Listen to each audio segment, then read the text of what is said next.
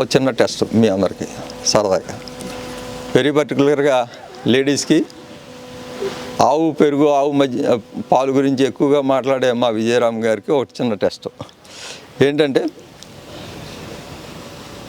మీరు పాలుని పెరుగుగా తోడెడితే ఎంత తక్కువ టైంలో మీకు పెరుగు అవుతుంది మీ ఎక్స్పీరియన్స్లో? ఇది నేను ఎందుకంటున్నా అంటే దీని గురించి ఎక్కువ డిస్కషన్ జోలికి వెళ్ళలేదు, సరదాగా కాదు సీరియస్గానే చెప్తాను. ఇది ఎందుకంటున్నా అంటే మనకి పుల్ల మజ్జిగ జనరల్గా వాడుతూ ఉంటాం. పుల్ల మజ్జిగ సడన్గా పుల్ల మజ్జిగ కొట్టాల్సి వస్తుంది, సడన్గా డిసీజ్ వచ్చింది, పుల్ల మజ్జిగ కొట్టాల్సి వస్తుంది. అసలు పెరిగే లేదు మన దగ్గర. ఈ పెరుగు పులిసేటప్పటికి ఎన్ని రోజులు పడుతుంది? ఇది ఇష్యూ.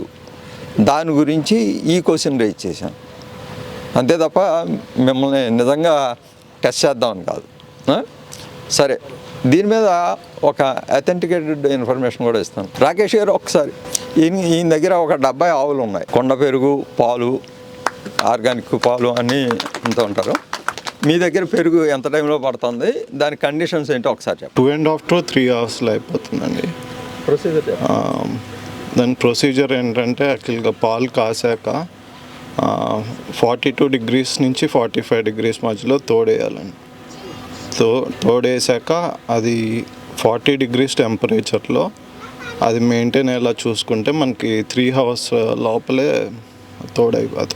పెరుగు అయిపోతుందండి.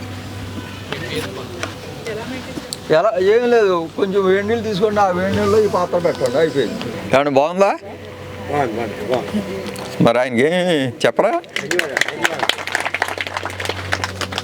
3 hours పెరుగు అయిపోయిందండి. మరి ఒక రోజులో పొల మజ్జిగ అయిపోవాలి. అప్పుడెలాగా పొల్లటి మజ్జిగ మరి స్ప్రే చేయాలంటే మనకు పొల్లటి మజ్జిగ. నేను చెప్పేదంతా తాగడానికి కోసం కాదు, అగ్రికల్చర్ పర్పస్ చెప్తున్నాను. ప్రతిదానికి పుల్ల మజ్జిగ ఎందువల్ల అవుతుంది? అందులో బ్యాక్టీరియా కౌంట్ ఎక్కువైతే పుల్ల మజ్జిగ అవుతుంది, అంతే కదా, అది అందరికీ తెలుసు. దాని బ్యాక్టీరియా కౌంట్ ఎక్కువ చేయాలి. మధ్యలో ఒకసారి అలా తిప్పుతూ ఉండండి, కొంచెం బెల్లం పౌడర్ వేయండి, వేసి ఇంకోసారి బాగా తిప్పండి, 3-4 సార్లు బాగా తిప్పి బెల్లం పౌడర్ వేసి తిప్పితే చాలా ఫాస్ట్గా అయిపోతుంది. మరిన్ని అప్డేట్స్ కోసం బ్యాక్ టు రూట్స్ యూట్యూబ్ ఛానల్ని సబ్స్క్రైబ్ చేసుకోండి.